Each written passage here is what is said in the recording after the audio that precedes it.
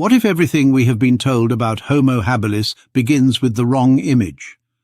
Instead of picturing a timid scavenger waiting nervously at the edge of a lion kill, perhaps we should picture something far more capable, far more dangerous, and far more difficult to classify.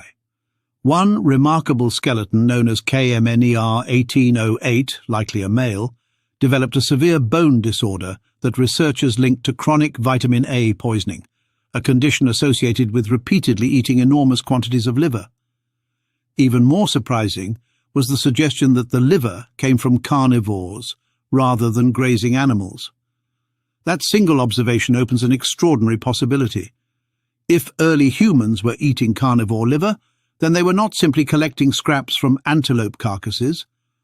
They were entering direct competition with the very predators that ruled East Africa. Suddenly, the familiar image of Homo habilis changes. Instead of asking how these early humans survived among Africa's great hunters, we are forced to ask a much more uncomfortable question. Were they hunting the hunters themselves? The traditional picture has always seemed straightforward. Around 2 million years ago, East Africa contained one of the richest predator communities the world has ever known. Leopards stalked woodland edges. Saber-toothed cats such as Meganterion and Dinophelis occupied different hunting niches, each perfectly equipped to bring down large prey with powerful forelimbs and elongated canine teeth. Early lions were beginning to appear across the continent, while massive, bone-crushing hyenas towered over their modern descendants. The giant hyena Pachycrocuta could weigh well over 100 kilograms and possessed jaws capable of crushing the largest bones on the landscape. Every carcass attracted vultures, jackals, hyenas, and cats, creating a feeding ground filled with constant danger. Into this world stepped early humans carrying nothing more impressive than simple stone tools and sharpened wooden branches. At first glance, they appear hopelessly outmatched. That picture survives because it seems logical. Early humans lacked claws, lacked fangs, lacked incredible speed, and lacked the muscular bodies of Africa's great carnivores. Their brains were growing, but they still possessed relatively small bodies compared with later humans. It is therefore easy to imagine them arriving only after the real hunters had finished eating, quickly slicing away scraps before retreating once the predators returned. Many reconstructions still portray exactly this scene, yet the fossil evidence refuses to remain inside such a simple story. Stone tools dating to this period preserve clear evidence of systematic butchery. Animal bones display cut marks left while flesh was still attached. Long bones were broken deliberately to reach calorie-rich marrow hidden inside. Carcasses were not simply being sampled. They were being carefully processed. The individuals responsible understood anatomy. They knew where muscles attached, where joints could be separated, and which bones contained the richest food. This was not random feeding. It reflected repeated experience gained over countless generations. The liver adds an entirely different dimension to that experience. Liver is among the richest foods available to any meat-eater, packed with nutrients that rapidly disappear after death. Unlike muscle tissue, liver sits deep inside the body beneath the ribs. Reaching it requires opening the abdominal cavity with deliberate cuts. Anyone consistently eating liver understood exactly how to dismantle an animal, yet liver also carries risk. Because it stores vitamin A, consuming excessive quantities can produce serious poisoning. Large carnivores accumulate especially high concentrations because they occupy the top of the food chain. A predator eating other predators creates an even greater concentration. If early humans developed chronic vitamin A poisoning through repeated consumption of carnivore liver, they were accessing one of the rarest and most dangerous foods available anywhere in East Africa. That observation changes the entire discussion. Carnivore liver does not simply appear lying on the ground. A predator has to die first. How does an early human obtain the liver of a leopard, a giant hyena, or a saber-toothed cat? One possibility is simple scavenging. Carnivores die naturally through disease, starvation, injuries, or conflict with rivals. Their bodies become available like any other carcass. Yet there is another possibility that deserves serious consideration. Early humans themselves became active participants in removing those predators. Modern people often underestimate what coordinated groups armed with simple weapons can accomplish. A heavy stone striking the skull of an animal can blind it, fracture bone or shatter teeth. Multiple stones thrown together create confusion and force even dangerous predators to retreat. Thick wooden branches, sharpened to a point, become surprisingly effective thrusting weapons at close range. They lack the elegance of later spears, yet they still concentrate enormous force onto a very small area. Against a healthy charging lion, these tools provide little reassurance. Against an injured leopard, an aging hyena, a trapped carnivore, or an animal weakened after conflict, the balance changes dramatically. The crucial advantage was never physical strength alone. It was cooperation. Every large African predator hunted either alone or within limited social groups.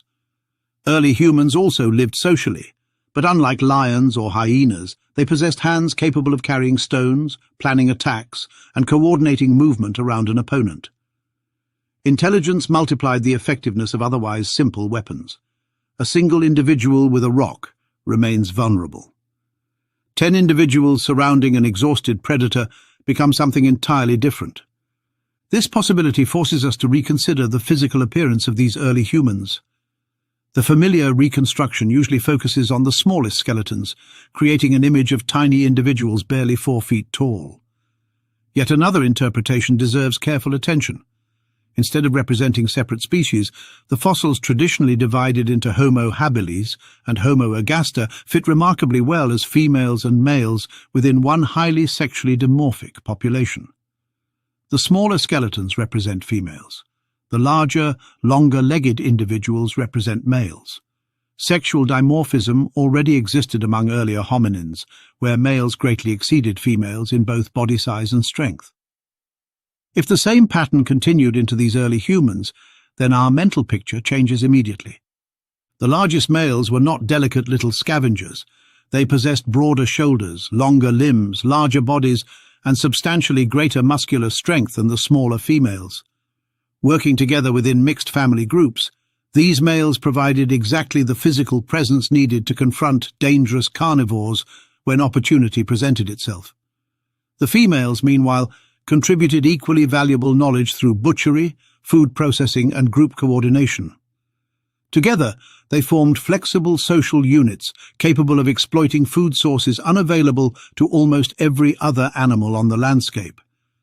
This interpretation also explains why the fossil record often appears so confusing. Some skulls possess relatively small brains and lightly built faces.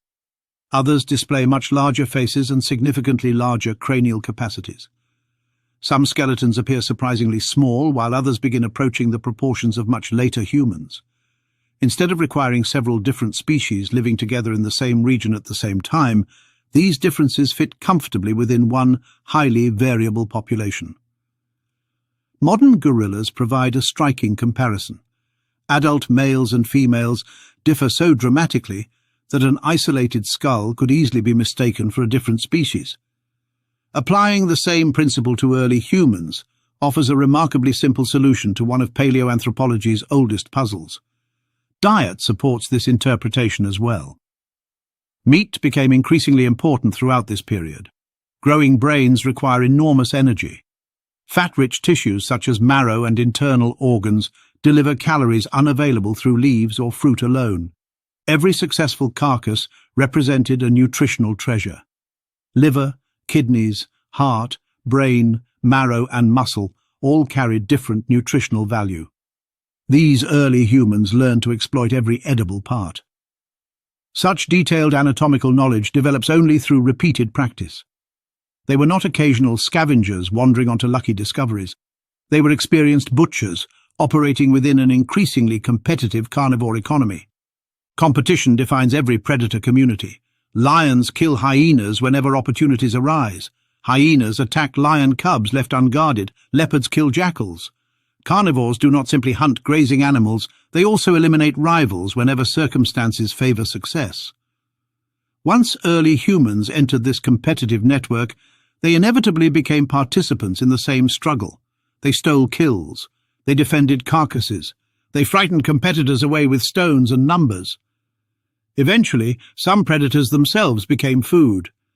This does not require imagining dramatic battles between tiny humans and healthy adult lions. Nature rarely operates through spectacular confrontations. Opportunity governs survival. An injured leopard limping after a failed hunt represents opportunity. A giant hyena weakened through age represents opportunity.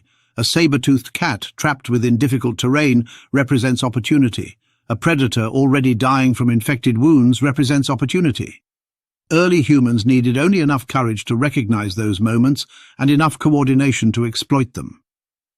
The evidence from damaged human bones reminds us that success was never guaranteed. These early humans also died. They became prey. Their bodies disappeared beneath the teeth of carnivores. Every successful confrontation carried enormous risk, yet risk accompanies every evolutionary breakthrough. Once stones, cooperation, and anatomical knowledge combined, early humans possessed advantages unavailable to any other primate before them. Perhaps the greatest mistake lies in imagining a sharp distinction between scavenger and hunter.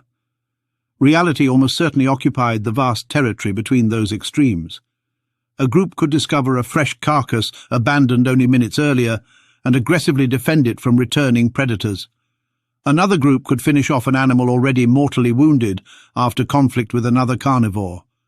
Others could steal food directly through intimidation rather than outright combat.